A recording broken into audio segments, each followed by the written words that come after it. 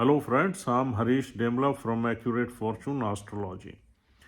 दोस्तों, आज हम मंगल और राहु की युति के बारे में बहुत ही विस्तार से बात करेंगे और आपको समझाने की कोशिश करेंगे कि अगर ये युति किसी भी चार्ट में होती है तो इसके किस तरह के फल मिलते हैं। आइए देख लेते हैं कि ये कंजंक्शन किस किस घर में कैसे फल देगी या इसके नॉर्मली जनरल इसके रिजल्ट्स क्या रहते हैं। देखिए दोस्तों, मंगल का संबंध हमारी बॉडी और हमारे ब्लड से है और राहु एक मल्टीप्लायर है, एम्पलीफायर है, यानी कि चीज़ों को बढ़ाने वाला प्लैनेट है। ये जिस भी प्लैनेट के साथ बैठ जाता है या तो उसका रूप ले लेता है या उसके प्रभाव को मैनीफोल्ड बढ़ा देता है। तो यहाँ अगर मंगल हमारे ब्लड को रिप्रेजेंट करता है या ब्लड का कारक है तो राहु डेफिनेटली हमारे ब्लड के चाप को बढ़ा देता है, तो हमें ब्लड प्रेशर या हाइपरटेंशन जैसी बीमारी देने में सक्षम है। अगर मंगल की डिग्निटी अच्छी है, यानी कि मंगल सूर्य के नक्षत्र में है या गुरु के नक्षत्र में है, तो मंगल की डिग्निटी अच्छी रहती है और इसमें राहु के खराब रिजल्ट्स कम मिलते हैं। यदि मंगल शनि की राशि में और शनि की दृष्टि मंगल पे आ जाए या शनि नीच का बैठ जाए या किसी बीमारी के घर में बैठ जाए और राहु भी मंगल के साथ है और केतु की दृष्टि भी ऑटोमेटिकली मंगल पे आ जाती है, तो फिर ये हमें बीमारी अच्छी खासी दे देता है। दूसरा, मंगल हमारी जो है ना प्रॉपर्टी, लैंड का कारक है, हमारे छोटे भाई बहनों का कारक है। तो राहु कभी भी आपके छोटे ब्रदर्स वगैरह से आपके संबंध अच्छे नहीं रहने देगा। इस कंजंक्शन में ज़्यादातर ऐसा देखा गया है कि राहु इन संबंधों को बिगाड़ने की पूरी कोशिश करता है। और दूसरा, आपके प्रॉपर्टी मैटर्स में कुछ ना कुछ डिस्प्यूट्स जरूर रहेंगे। प्रॉपर्टी के इन्वेस्टमेंट्स में कुछ आपको ऐसे लोग मिल सकते हैं जो आपको चीट कर लें, आपके पैसे खा जाएं, आपकी प्रॉपर्टी में कोई लिटिगेशन हो जाए, किसी का कब्जा हो जाए, या कोई छोटे भाई बहनों से प्रॉपर्टी से संबंधित कोई वाद विवाद हो जाए या कोर्ट केस हो जाए, या पेरेंटल प्रॉपर्टी को लेके भी आपके ऊपर कुछ ना कुछ प्रॉब्लम आ जाए। तो इस तरह प्रॉपर्टी से रिलेटेड मैटर्स में भी राहु हमें बहुत परेशान करता है।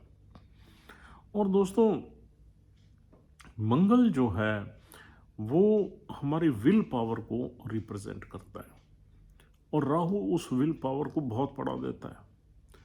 अब इसमें भी भ्रांति है, कभी कभी तो राहु हमारी विल पावर को बहुत एम्पलीफाई कर देता है और हम बहुत ही करेजियस हो जाते हैं, बहुत ही हम डेयरिंग हो जाते हैं, एडवेंचरस हो जाते हैं, किसी भी रिस्की एक्टिविटी में हम फटाफट कूद पड़ते हैं।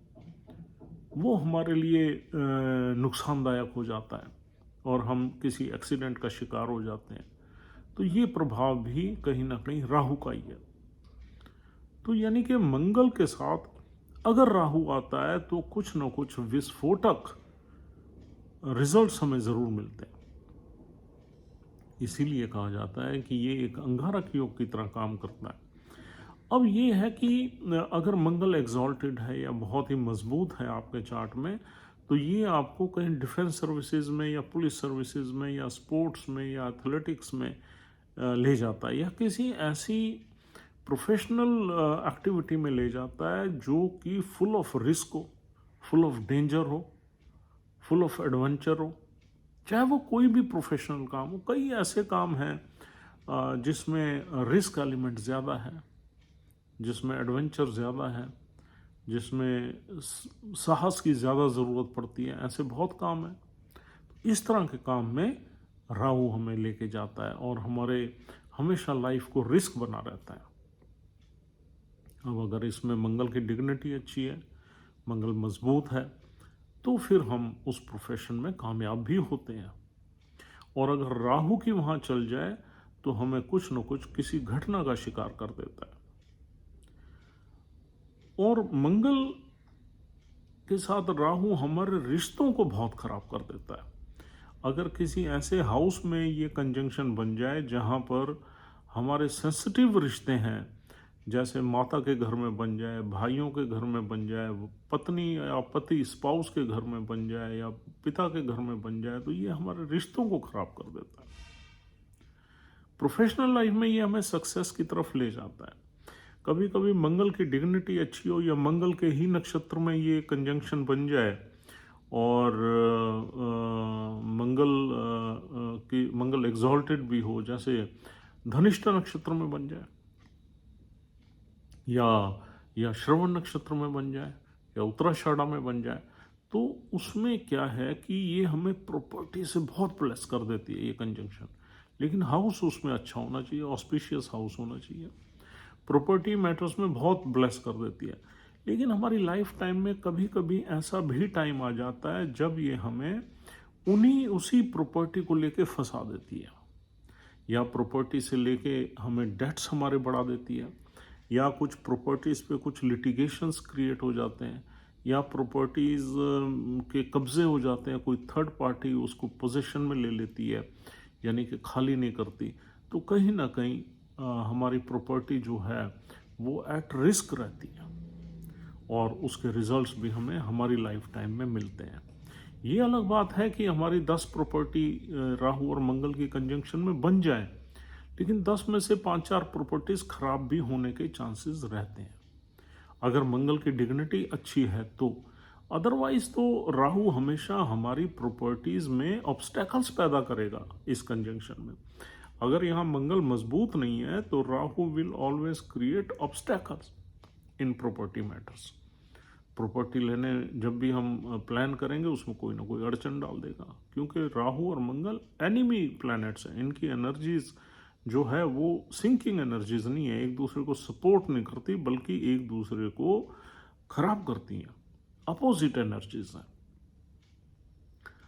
अब दोस्तों, राहु और मंगल की कंजंक्शन में हमारे ऊपर कुछ ना कुछ कोर्ट केस या लिटिगेशन या FIR वगैरह होने का भी डर रहता है।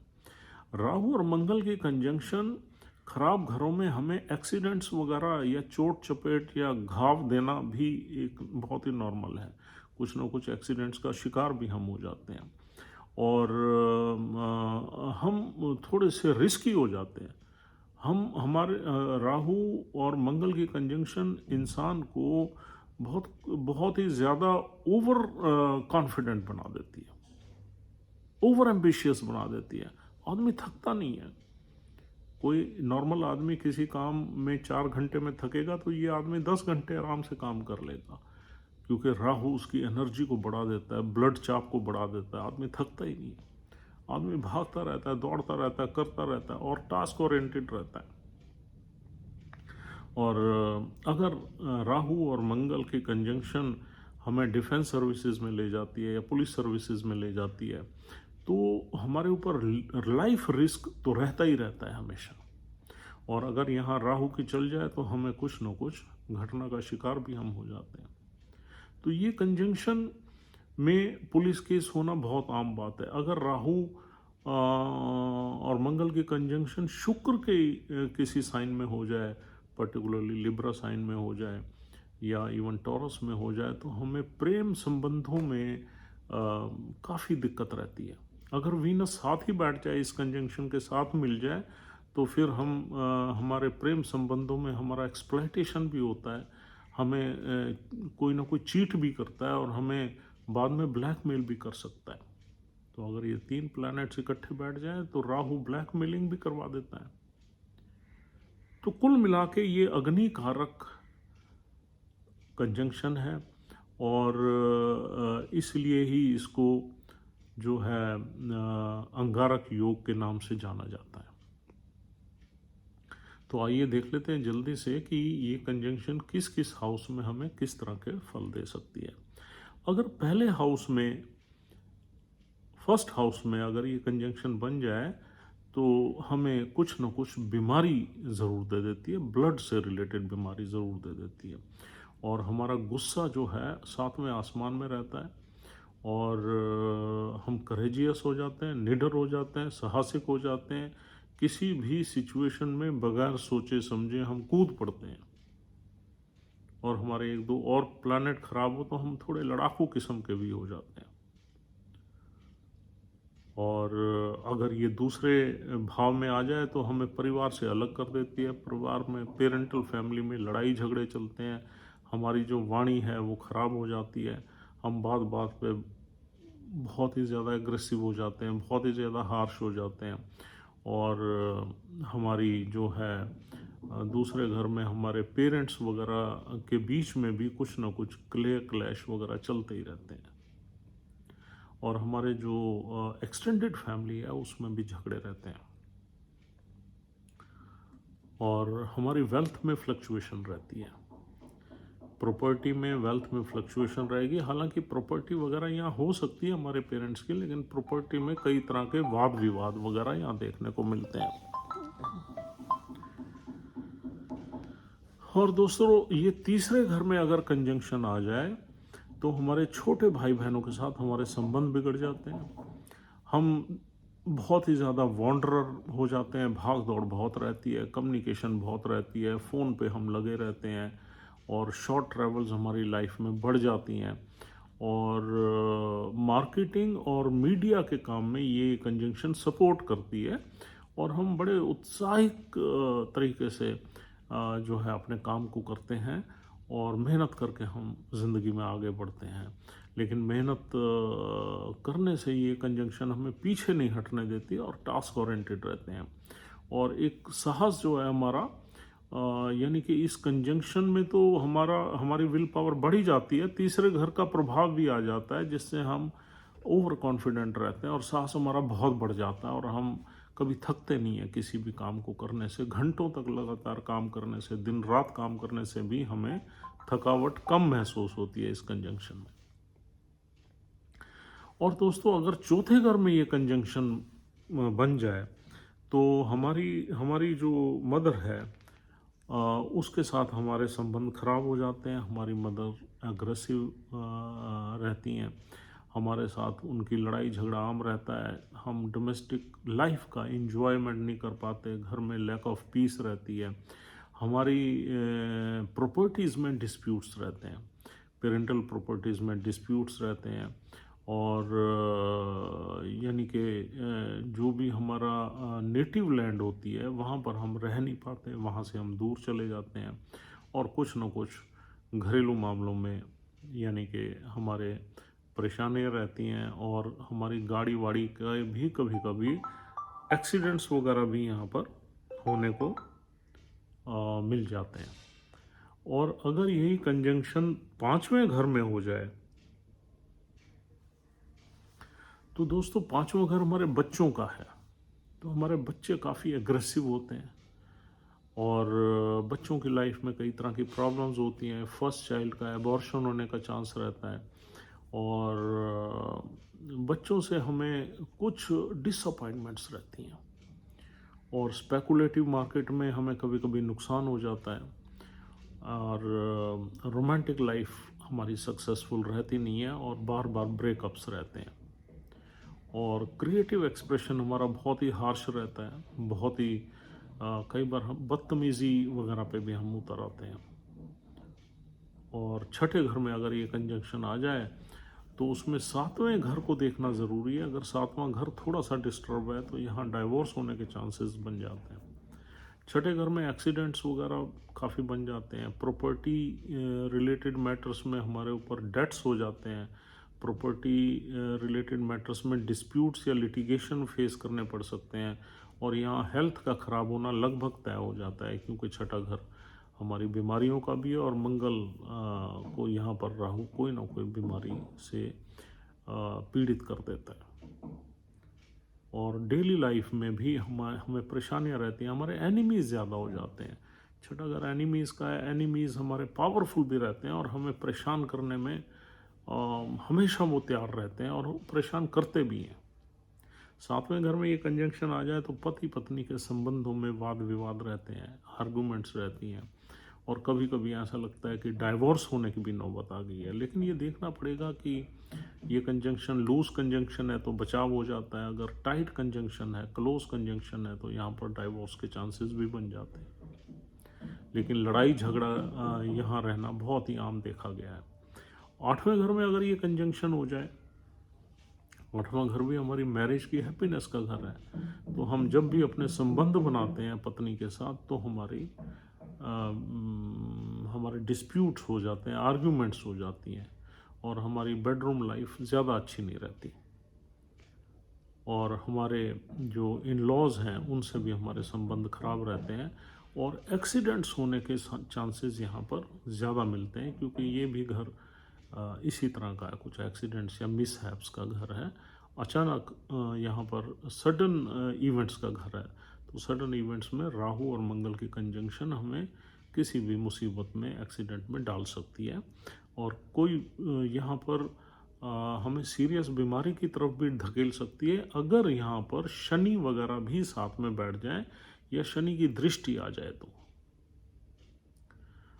और 9वें भाव में ये कंजंक्शन हमारे पिता से संबंध खराब कर देती है, हमारे गुरुओं से संबंध खराब करवा देती है, हमारी हायर एजुकेशन में प्रॉब्लम्स आती हैं, ओवरसीज जर्नी में प्रॉब्लम्स देती है, और कहीं ना कहीं हम धर्म को भी नहीं मानते। और 10वें घर में ये कंजंक्शन हमें प्रोफेशनल सक्सेस की तरफ ले जाती है और हमें किसी ना किसी अच्छी पोजीशन में, पोस्ट एंड पोजीशन में ले जाती है।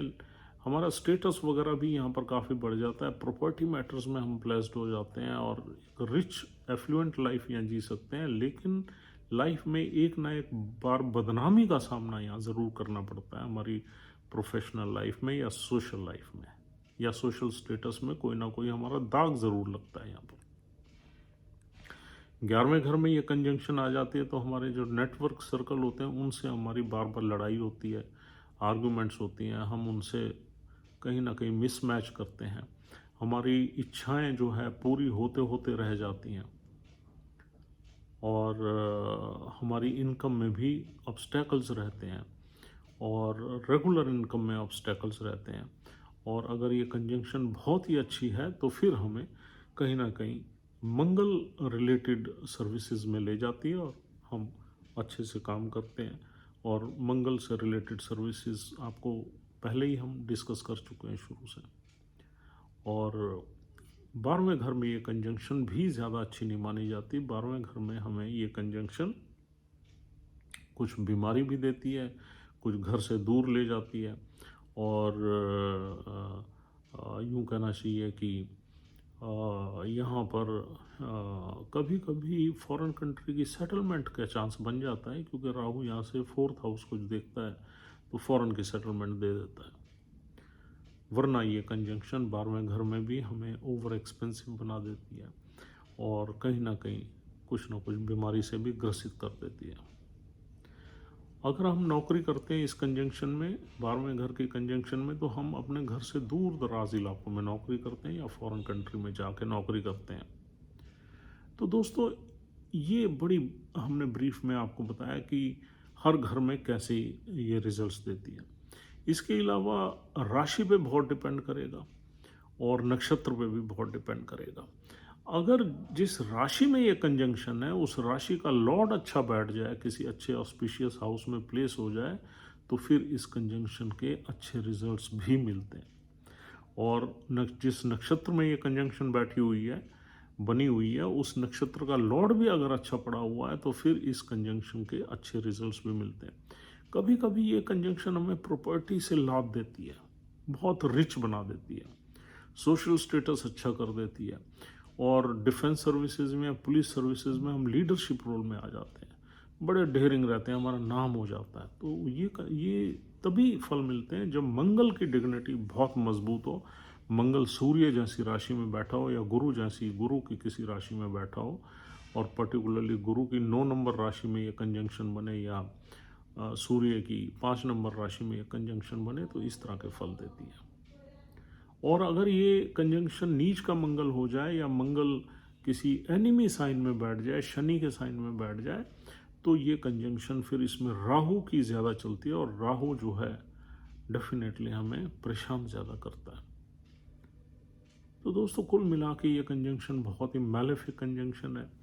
इससे बहुत अच्छी चीज़ें नहीं उम्मीद की जा सकती है। अगर ये कुछ अच्छे रिजल्ट्स आपको दे भी देती है तो लाइफ में कुछ न कुछ ऐसा काम कर देती है कि हमें परेशानियों का सामना करना पड़ता है। कुछ न कुछ एक्सीडेंट, कोई इंसिडेंट, कोई ब्लेम, कोई एफआईआर, कोई इंक्वायरी, कोई फॉल्स एलिगेशंस, तो इस तरह के हमारे ऊपर कुछ न कुछ दोष ज़रूर लग जाते हैं इस कंजंक्शन में।